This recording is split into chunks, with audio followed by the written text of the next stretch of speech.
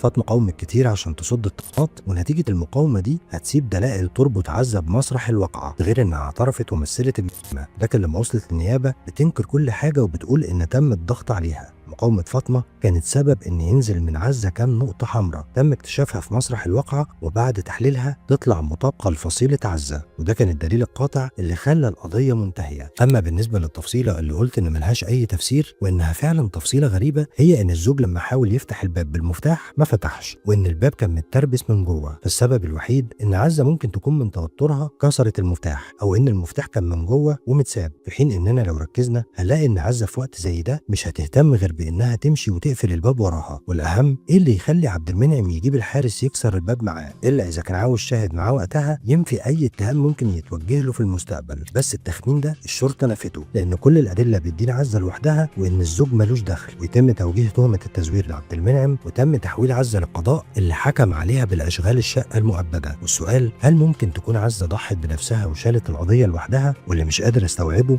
ازاي كانت هتربي طفل على انه ابنها وهي حرماه من امه. انتظر رايكم في الكومنتات. ربنا يرحم فاطمه ويصبر اهلها. يا ريت تكتبوا لنا عايزين نتكلم عن ايه الفتره الجايه. لايك وشير وكومنت يدعمنا لو عجبك المحتوى. ولحد هنا ينتهي دوري عند السرد وبس، اما الحكم في الاول وفي الاخر فهيكون ليك. دمتم في امان. سلام.